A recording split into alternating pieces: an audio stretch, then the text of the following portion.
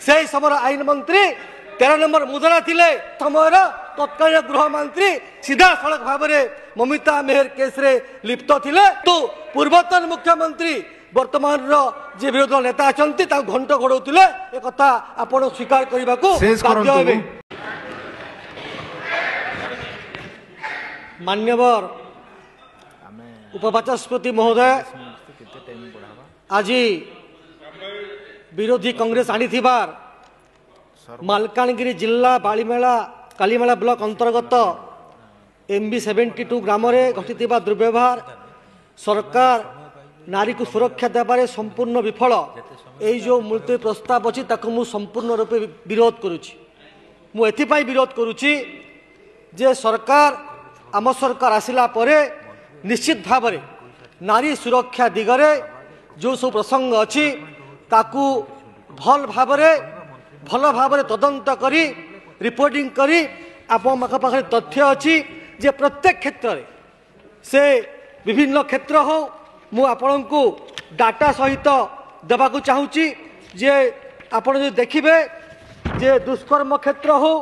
यौन निर्वाचन मामला क्षेत्र हो 7.4% मामला कमी आम सरकार आसिला परे एथिपाई ए मुलतवी प्रस्ताव को ग्रहण करूना हो। आपण देखिए जे स्टॉकिंग मामला रे 9.2% मामला ह्रास पाई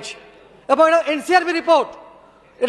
रिपोर्ट एटा कौन सी जगह रिपोर्ट नुहे एनसीआरबी रिपोर्ट एवं महिला उपरे एसिड आक्रमण घटना रे 70.0% ह्रास पाई महिला चाल मामला रे 29.0% मामला ह्रास पाई यौतुक निर्यातना मामला रे 6.0% ह्रास पाई एवं ता सहित यौतुक हत्या मामला रे 13.7% ह्रास पाई एक स्वतपत्र आम गृह प्रकाश करूँ। मते एथिपाई दुख लगुच जे आपण माने जो कथा कहउचंती आपण माने जो कथा कहबा को चाहउचंती मु एथिपाई अत्यंत दुखित एवं मर्माहत आपण माने केवल राजनीतिक उद्देश्य रखी आपण भ्रमित करिया को चाहउचंती एवं मिथ्या प्रसंग करिकरी जो भली समुद्र प्रसंग को राजनीतिकरण करा जाउची सेतिपा मते दुख लगुच एवं एही भली भाबरे आम सरकार आपण जो सरकार थिला सेतले अशोक भाई गोटे कथा थिला जे अंजना अर्चना अन्नपूर्णा कांग्रेस तुम यही नमूना कहते तो कहते पुराणा कथा मना करूना पुराणा कथा किंतु आमे जो कथा एबे कहूचु एबे आम सरकार आसिला परे आपण मालकानगिरी जिला कथा कहते आपण मालकानगिरी जिला कथा कहते मु मालकानगिरी जिला कथा मंगू भाई एवं आपण कथा को स्पेसिफिक उत्तर देवी जे मालकानगिरी जिले में जो सरकारी तथ्य अच्छी जो रेप केस रे 2022 रे 100 थिला 2023 रे 180 23 रे 88 इयर 2024 रे 82 एवं एपर्यंत एबे 42 माने जो तथ्य सरकारी तथ्य रही जो श्वेतपत्र अच्छी से रेप मामला रे आपण माने कमिची एवं आउ गोटे कथा खाली रेप नुहे जदि आईन श्रृंखला कथा कहिबे मर्डर रे मध्य 2024 मसीह 30टा थिबा बेले एबे 28टी मामला रुजु होईची एवं आ गोटे सुंदर आपन को एग्जांपल भी देबी आम सरकार कहीं तत्पर कथा भी मध्य कहूची आमे कहूचु जे एई मामला संवेदनशील मामला आमे ग्रहण करूचु संवेदनशील बोली कहूना कि एथिपाई कहूचु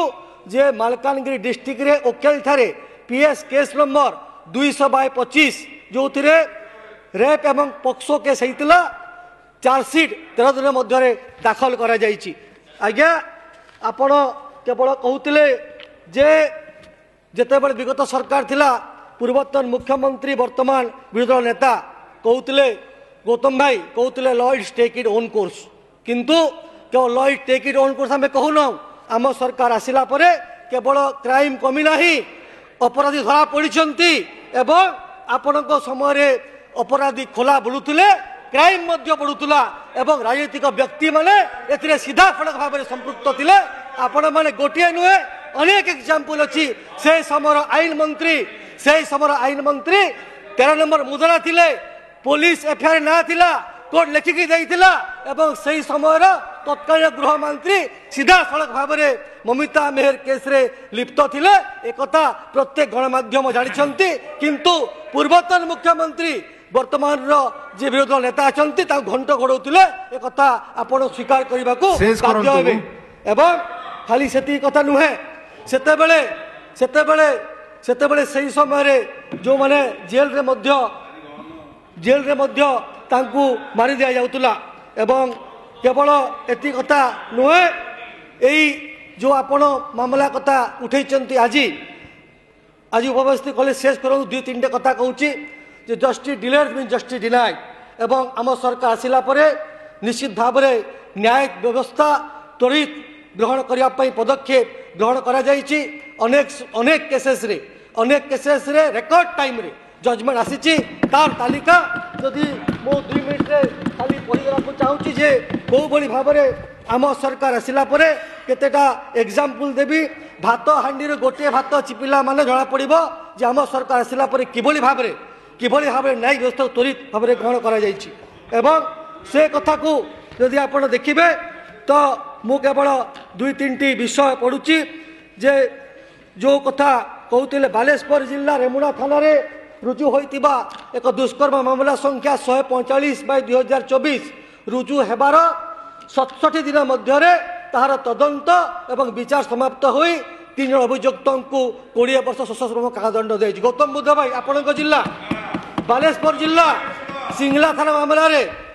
133/8/2024 एवं रुजु हेबार 104 दिन मध्य 3 जन अभियुक्त को 25 वर्ष सशस्त्र कारादंड दिगला और 5,000 टंका फाइन करागला। आउ झारसुगुड़ा जिले में मामला संख्या 93/23/2025 तारीख दिन दफा 137(1)(b) 115(2)(351) 2 BNS 6 पक्सो आईन बदल जो होता रुजु हेबार 55 दिन भितर तदंत प्रक्रिया समाप्त है एवं 3 जन अभियुक्त 25 वर्ष कारादंड दिगला। एवं गंजाम जिले में भाव में पाटपुर थाना मामला संख्या 229 जोटा 26/4/2025 होता एवं मामला हेबार 119 दिन भितर प्रक्रिया शेष हो आजीवन कारादंड दिगला एवं त्वरित कार्यानुष्ठान ग्रहण करागला। आपण कहते कौन चली चलते कौन होची किभली भाव में काम होची आमे ये जो मामला है